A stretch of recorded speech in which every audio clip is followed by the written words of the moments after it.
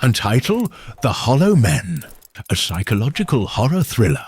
October 31st, 1999, Seattle, Washington. Detective Mara Vasquez stepped over the collapsed police tape into the abandoned slaughterhouse. The smell hit first, coppery blood masking something fouler beneath. Then she saw the body. 23-year-old Jason Whitmore hung from the ceiling hooks by his ribcage, skin peeled back in precise flaps like a grotesque art project. His empty eye sockets stared at the words painted in blood on the concrete floor. "I make them beautiful." "Jesus Christ!" her partner, Detective Harlan Briggs, muttered. "Third one this month." Mara's fingers hovered over the victim's left palm, where a small, intricate labyrinth had been carved into the flesh. The same marking found on the other victims. The radio crackled. "Vasquez, we got another body, downtown, fresh." The downtown loft looked like a serial killer's art exhibit. 22-year-old Sarah Chen stood preserved in a graceful ballet pose, her hollowed-out body filled with wax to maintain the illusion of life. Glass eyes had been inserted where her real ones had been removed. Time of death less than 3 hours, the ME noted. But this level of preservation, Mara's stomach churned as she noticed the pattern. They're getting younger. First victim was 35, now 22. She pointed to Sarah's palm. Another labyrinth. "He's accelerating." Briggs flipped open his notepad. All victims share one trait. They had corrective surgeries, nose jobs, breast augmentations. Whitmore had hair transplants. A uniformed officer burst in. "Detectives, you need to see the bedroom." On the wall, arranged like trophies, were dozens of glass jars, each containing a single human eye floating in preservative, and one jar was empty. Dr. Eleanor Price adjusted her glasses as she reviewed the case files. The forensic psychologist's office smelled of lavender and antiseptic. "Your killer suffers from extreme body dysmorphia," Price explained. "He doesn't see these victims as people. They're failed art projects needing correction." Mara leaned forward. "Why take the eyes? Vision is how we perceive flaws. He's literally stealing their perspective." Price hesitated. "There's more. The labyrinth symbol. It's called the Chemin de Jerusalem, a medieval purification maze. He believes he's saving them." Briggs scoffed. "By butchering them." Price's face darkened.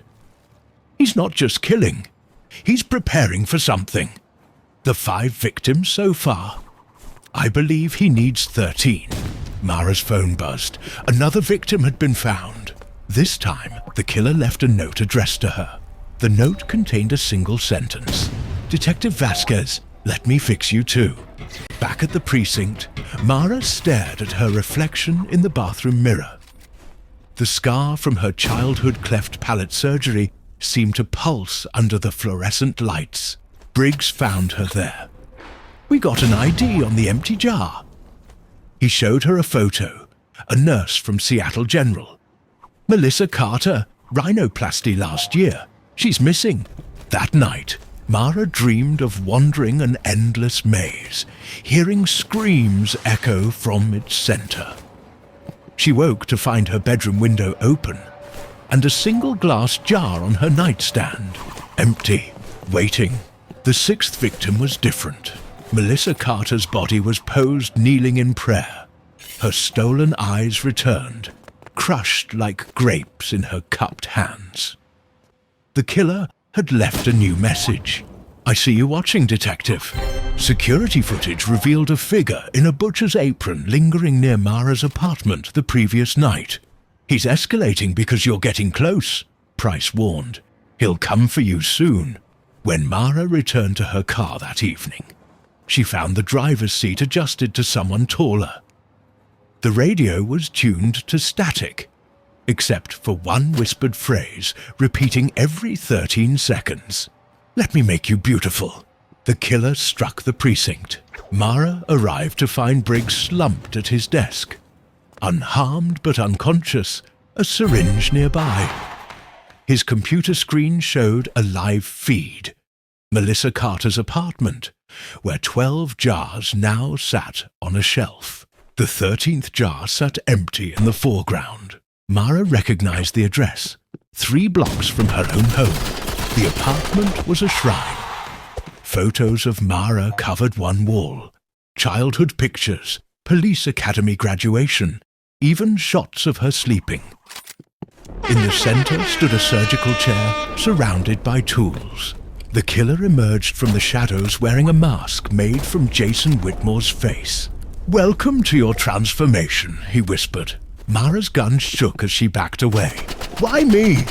"You're special," the killer said, tapping his mask where Jason's scarred palm would be.